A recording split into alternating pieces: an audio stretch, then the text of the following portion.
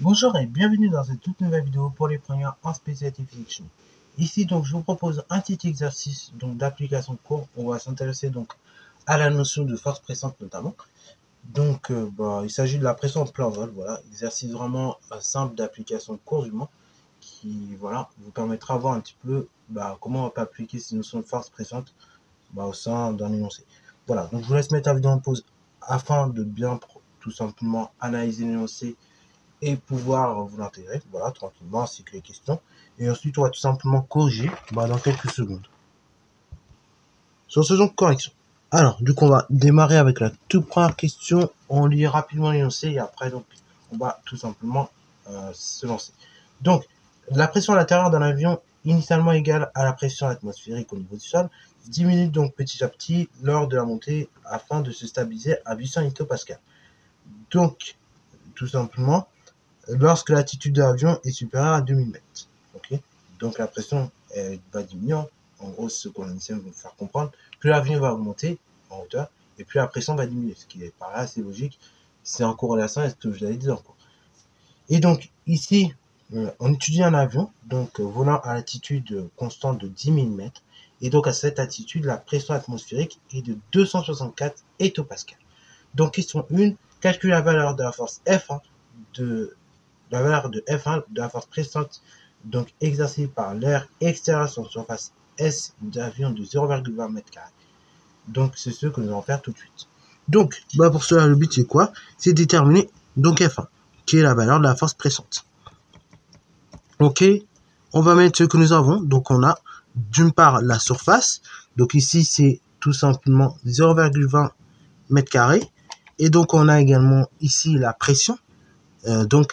Exercée par l'air extérieur sur l'avion. Donc là, attention, il y a deux valeurs de pression, il faut bien identifier laquelle nous allons retenir. Donc ici, tout simplement, on dit que à cette altitude, la pression atmosphérique est de 264 hectopascales. Ok, donc ça, du coup, c'est 10 000 mètres.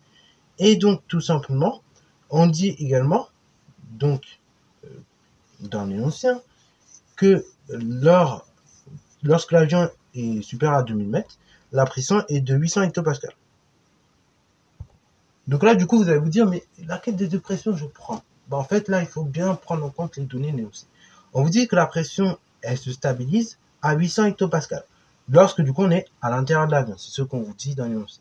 Donc ça, du coup, c'est la pression à l'intérieur de l'avion et à l'extérieur. Et donc, on dit qu'à 10 000 mètres, la pression atmosphérique est de 264 hectopascales. Donc, ça veut dire que c'est la pression dans l'air à l'extérieur de l'avion. Donc du coup, on va bien évidemment prendre ici, comme on cherche la valeur de la force pressante exercée par l'air extérieur. Donc on va prendre les 264 hectopascales. Donc du coup, on a P1 est égal à 264 hectopascales.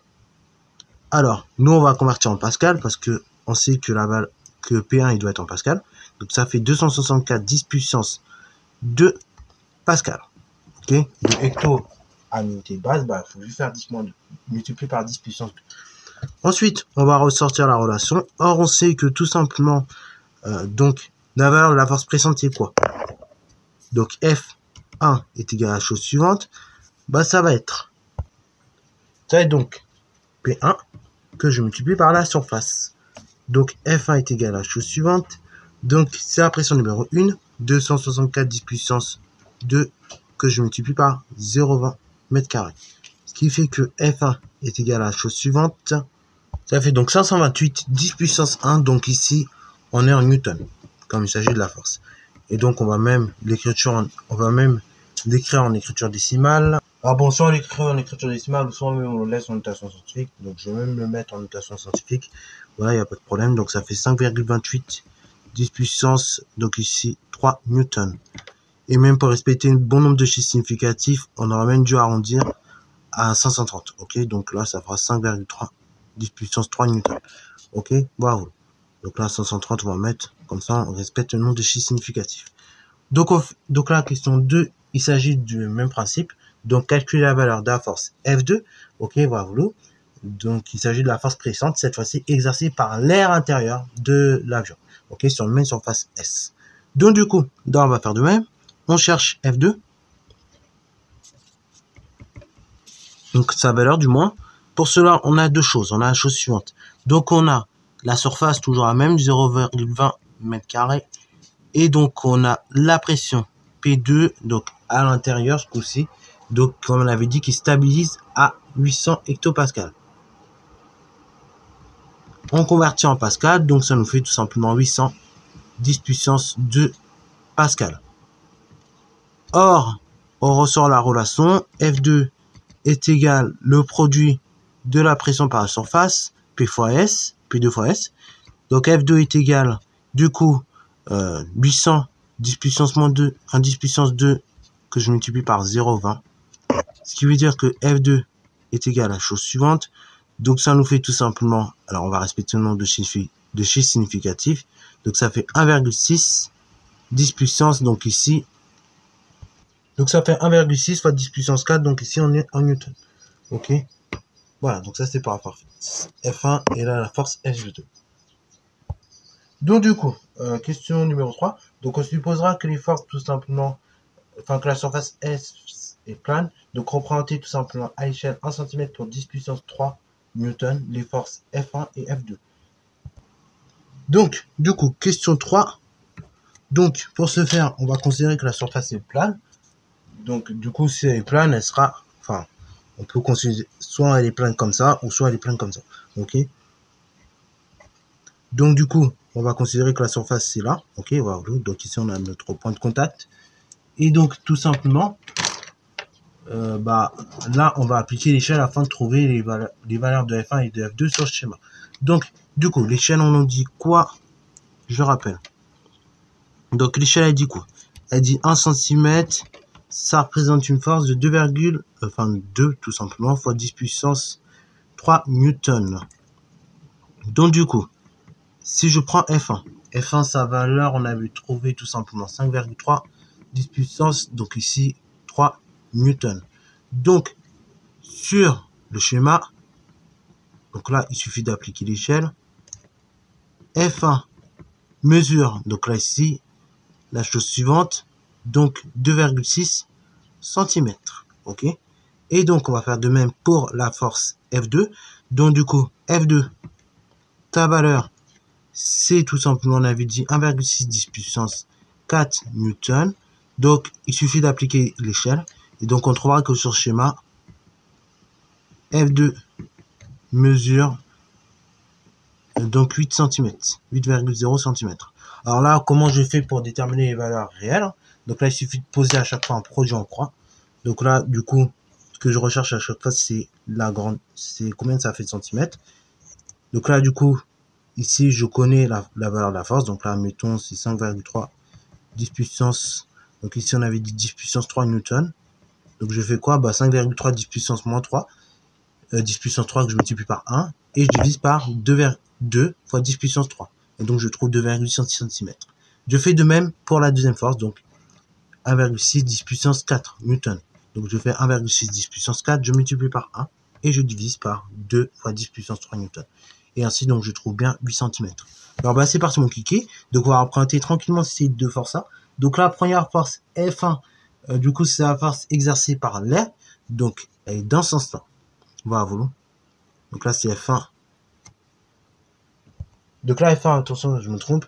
Donc, F1, c'est sa caractéristique, c'est quoi? Donc, elle va de l'air vers le point, tout simplement, de contact. Donc, elle va aller vers la gauche. Donc, ainsi, ça a donné ça. On va tracer 2,6 vers la gauche. Donc, comme ceci. Voilà. Donc, ici, c'est F1. Alors là, on risque de déborder un peu pour F2. Donc là, F2, ici, c'est 8 cm. Donc là, j'ai pas le choix, j'ai débordé. Donc 8 cm, je le reprends en vert, par exemple. Donc, ce sera la valeur de la force F2. Enfin, ce sera la force F2. Donc là, la force F2, pareil. Et là, la force F2, qu'est-ce qui se passe? Donc, il s'agit de la force exercée par l'avion sur la surface. Donc, elle ira de l'avion, donc de l'air de l'avion vers la surface. Donc, elle ira vers la droite. Voilà. Donc, on la reprend comme ceci. Bon, ensuite, question 4. Donc, là, pareil, je vais vous traduire le mot parce que peut-être vous ne l'avez pas dans votre vocabulaire. ou peut-être vous savez plus trop ce que ça veut dire, ou vous êtes sûr de ce que ça veut dire, donc on va traduire comme ça, enfin on va expliquer un peu la chose. Donc pourquoi la carlingue, donc dans l'avion, doit être rigide. Alors peut-être certains savent, peut-être certains ne savent pas, mais donc la carlingue, ok, voilà, la carlingue donc dans l'avion, ça correspond un petit peu, ça correspondrait donc au châssis et donc à toute la carrosserie de l'avion. Pourquoi celle-ci doit être rigide? C'est ça qu'on me pose comme question. Alors oui, donc parce que en effet, bah là, la surface que va toucher l'avion, c'est la carrosserie en fait, c'est tout simplement tout ce qui est châssis et compagnie. Et donc pourquoi cette-ci elle doit être rigide? Bah comme vous pouvez le voir, hein, il suffit de regarder le schéma, on peut constater que vraiment les valeurs des forces elles sont extrêmes. Vraiment, on a des pressions déjà qui sont très grandes et en plus, non seulement on a des pressions qui sont très grandes, mais en plus elles se compensent pas, c'est-à-dire qu'on a une grosse différence de pression. T1, la force F1 est beaucoup plus petite que la force F2. On a un rapport à peu près 3 entre ces deux forces. Donc ça veut dire que la différence de pression qui est environ 3 fois, enfin la différence de pression donc, qui est de 3 fois entre ces deux forces-là, et ben il faut pouvoir la compenser avec justement une rigidité de la part du carlingue de cet avion. Donc, du coup, voilà les deux raisons qui permettent. Donc là, j'écris très rapidement, très mal, mais donc voilà la synthèse des deux raisons qui font que la carlingue d'un avion doit être rigide. Donc d'une part, elle doit être rigide afin de résister aux fortes forces présentes qui s'exercent sur celle-ci. Ok, on est là sur du, on est quand même sur du 5000 newtons et pour l'autre force donc 16 000 newtons. Donc on a quand même des fortes forces présentes qui s'exercent. Donc il faut pouvoir résister à ces forces-là. Donc c'est pour cela d'une part qu'elle doit être rigide. Puis d'autre part, on peut voir que l'écart entre les deux forces présentes, et ben il y a un rapport 3 entre les deux. Ok, il y en a une qui est 3 fois plus forte que l'autre. Ok, donc ainsi, bah, pour compenser justement cette variation importante, donc pas de la pression, mais du coup des forces pressantes, et bah tout simplement la carlingue elle doit être encore plus rigide. Ok, bravo. Bah voilà, sur ce, c'est la fin de cette vidéo. J'espère qu'elle t'a plu. Si c'est le cas, n'hésite pas à la liker, commenter et balancer toi en mathématiques et en sciences.